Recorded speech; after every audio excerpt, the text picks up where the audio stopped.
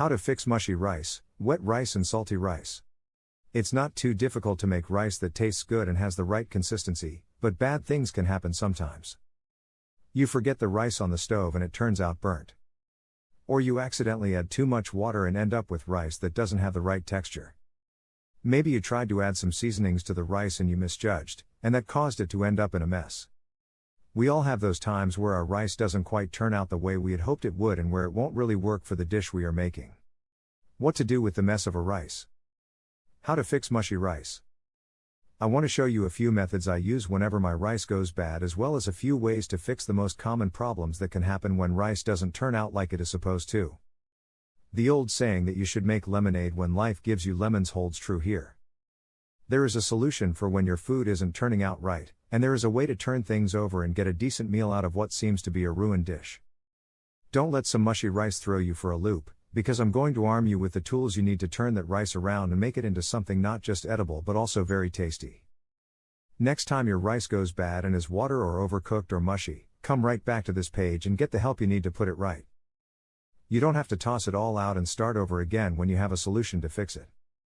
How to fix mushy white rice. When the rice gets mushy, that probably means that you cooked it too long with too much water. This can cause the rice grains to split open and make your rice squishy and gooey. If you want to fix that, one of the simplest solutions is to make it even mushier and turn it into a rice pudding. How to fix mushy brown rice or white rice and make it into rice pudding. Add some milk to your rice, along with some sugar and a little vanilla. You are only using a small amount of vanilla and sugar, and once you mix all of that together, you have a lovely rice pudding. How to fix cooked but wet rice. Maybe your rice hasn't become too mushy yet and it is just overly wet.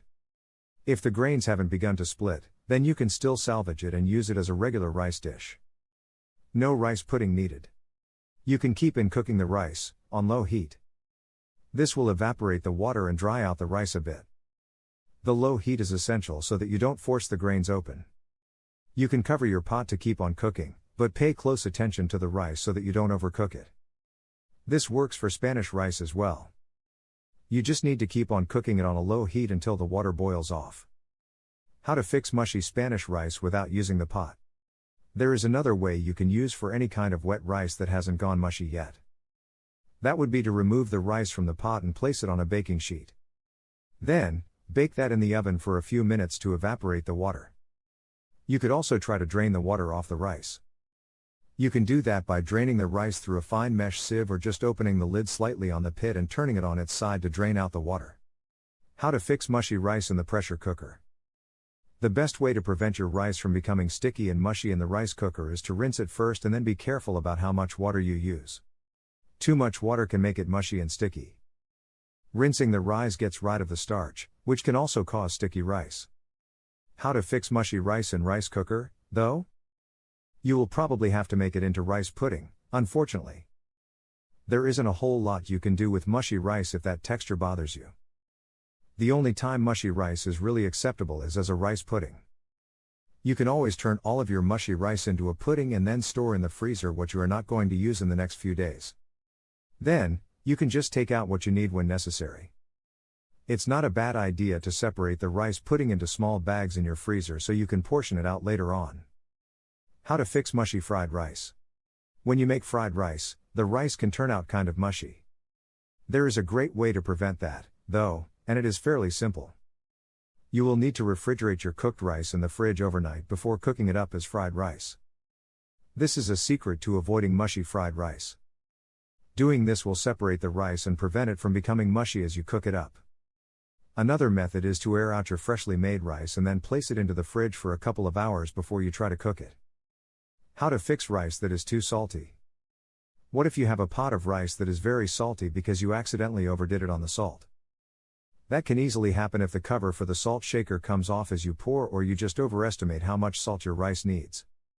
Once you taste the rice, you will be able to tell if the salt content is too high. There is a pretty simple fix for this, though. If you have some rice that hasn't been cooked left, you can simply make up another pot. Don't bother to add any salt to that rice. Once it is done cooking, combine your 2 pots of rice into one and mix. You can then taste test it again to see if the salt content is right or if you need to add a bit more to flavor the rice. How to keep rice from becoming soggy and mushy. What if you want to make sure you don't end up with mushy rice at all? There are some steps you need to follow to ensure that your rice isn't soggy and squishy. First of all, use the right amount of water to rice ratio.